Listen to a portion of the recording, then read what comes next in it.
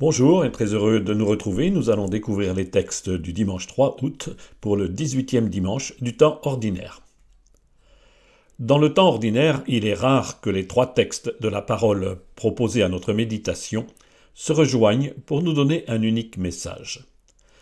C'est donc un peu par hasard que, ce dimanche, la lettre de Paul rejoint le thème proposé par l'Évangile et la première lecture. Celle-ci nous vient d'un livre étrange, Qoéleth, qu'on appelle aussi l'Ecclésiaste. Il porte un regard critique sur les passions matérialistes qui encombrent la vie des humains. Pour lui, et cela revient comme un refrain dans ce livre, tout est vanité. Cette lecture nous prépare à écouter Jésus dans l'Évangile. Il nous y appelle à choisir la seule richesse qui est de la valeur, celle qui nous vient de Dieu. Entre-temps, Paul appelle les Colossiens à se débarrasser de toute forme d'idolâtrie pour revêtir l'homme nouveau. En résumé, les trois lectures nous appellent à choisir l'essentiel et à ancrer nos vies sur le Seigneur. Et commençons par la première lecture. Sans doute vers 300 avant Jésus-Christ, un auteur biblique fait parler Salomon, leur roi plein de sagesse selon la tradition. Mais à quoi sert la sagesse? À quoi bon tout ce qui remplit la vie? Tout cela n'est que vide et fumée.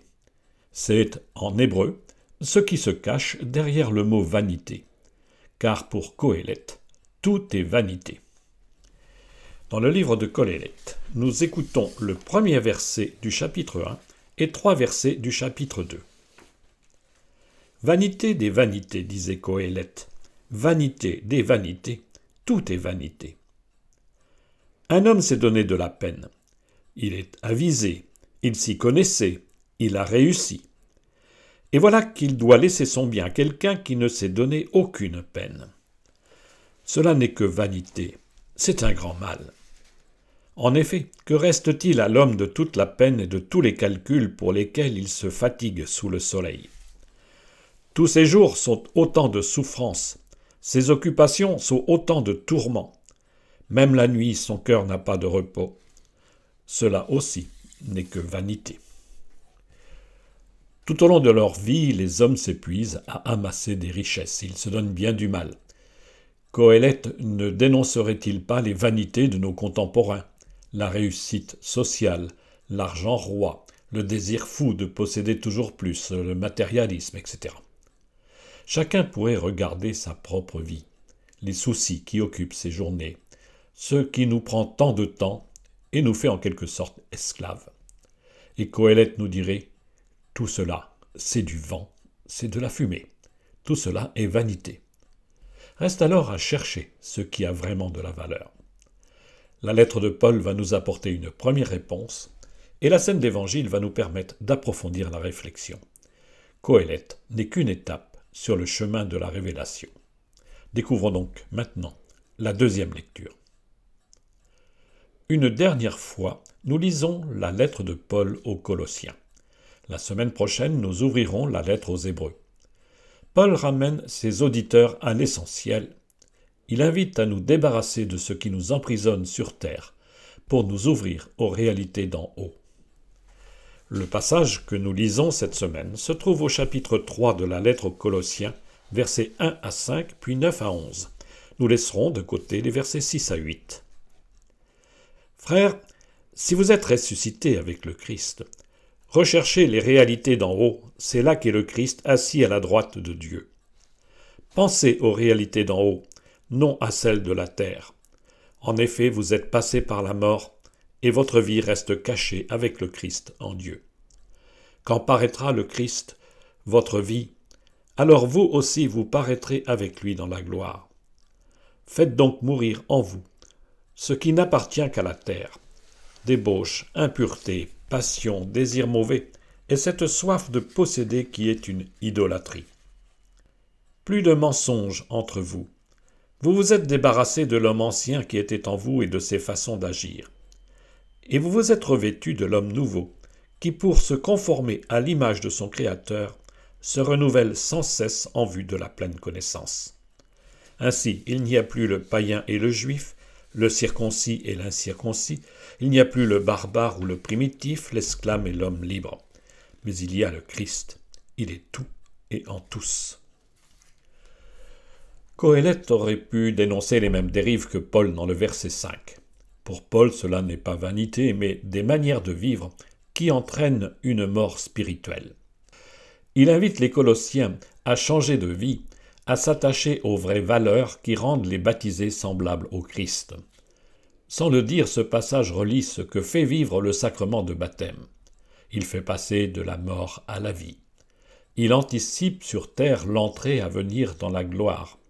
Il débarrasse des oripeaux du vieux vêtement pour habiller le baptisé du vêtement blanc de la résurrection. À la différence de la circoncision, le baptême abolit toutes les différences qui auraient pu nourrir des séparations dans la communauté chrétienne. Alors doivent vivre sur un même pied d'égalité l'esclave et l'homme libre, l'homme et la femme, le juif et le païen. Pour Paul, et c'est le thème central de cette lettre, seul compte le Christ.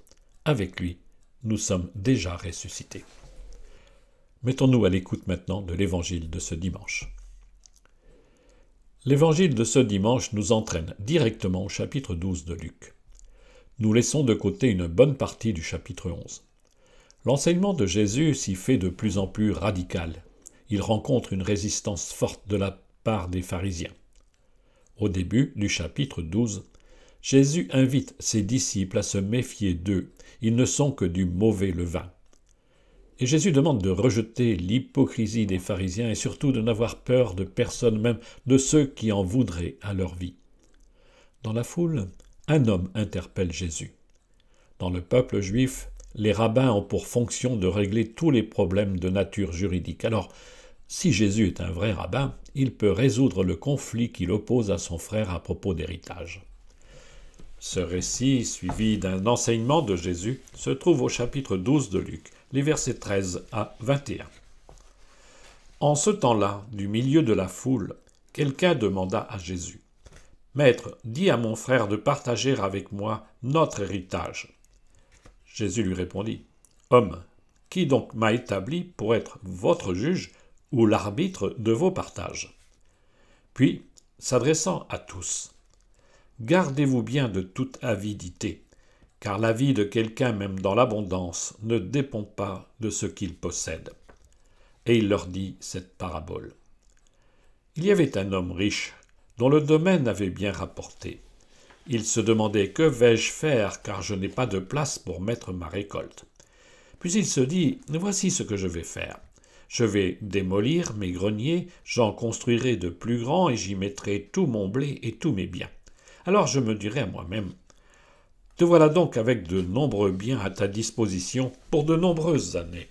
Repose-toi, mange, bois, jouis de l'existence. » Mais Dieu lui dit : « Tu es fou.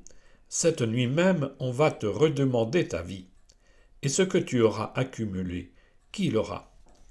Voilà ce qui arrive à celui qui amasse pour lui-même, au lieu d'être riche en vue de Dieu. » L'intervention de cet homme caché dans la foule n'est pas une provocation. Simplement, selon les coutumes juives, Jésus devrait avoir toute autorité pour dénouer le conflit familial et dire qui des deux frères a raison. Les maîtres de la loi ont hérité de Moïse ce pouvoir de juger pour résoudre les conflits. Mais Jésus refuse ce rôle-là. Il n'est pas un rabbin comme les autres. Sa mission, c'est d'annoncer la bonne nouvelle, d'enseigner la foule et ses disciples. Et c'est ce qu'il fait dans la suite de ce récit. Jésus commence par énoncer une forme de sentence au verset 15. Ce n'est pas une règle morale, encore moins juridique, mais un conseil spirituel. Être riche n'est en rien une assurance tout risque. Il faut donc se garder de toute avidité.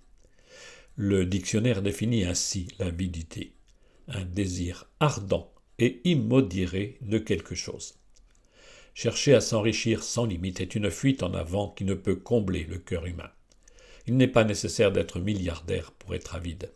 Chacun peut éprouver ce désir de posséder, d'avoir toujours plus, au risque de perdre ce qui peut donner sens et vérité à sa vie. Jésus poursuit son enseignement à la foule. Il le fait en racontant une parabole. Ces brefs récits ont pour but d'obliger la foule à en chercher le sens profond. Ici, la parabole n'est pas trop compliquée.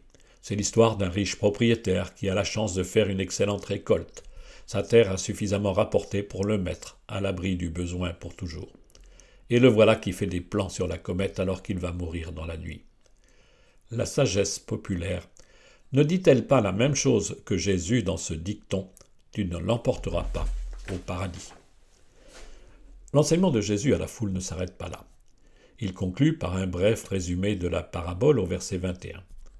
En quelques mots, Jésus demande de ne pas chercher à s'enrichir en épuisant son énergie pour accumuler toujours plus. La sagesse, nous ne sommes guère éloignés ici de Coëlette dans la première lecture, la sagesse c'est de chercher à s'enrichir de la vie de Dieu. La vie spirituelle appelle à un décentrement, à sortir de soi pour s'ouvrir à Dieu.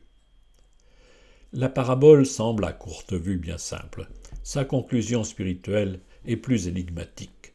Comme souvent dans les évangiles, Jésus explicite plus concrètement aux disciples la parabole qui reste confuse pour la foule. Pour mieux la comprendre, il faudrait écouter son enseignement aux disciples après cette parabole, dans les versets 22 à 31. Dans ce passage, que nous ne lirons pas à la messe, Jésus propose de ne pas se faire de soucis pour les choses matérielles. Qu'allons-nous manger? Comment nous habiller? Regardez les corbeaux, Dieu les nourrit sans qu'ils aient à moissonner.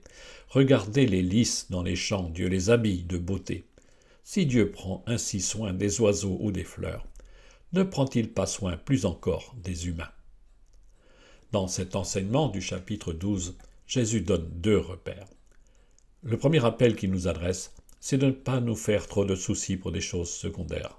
D'ailleurs, nous dit-il, qui d'entre vous, en se faisant du souci, peut ajouter une coudée à la longueur de sa vie? C'est au verset 25.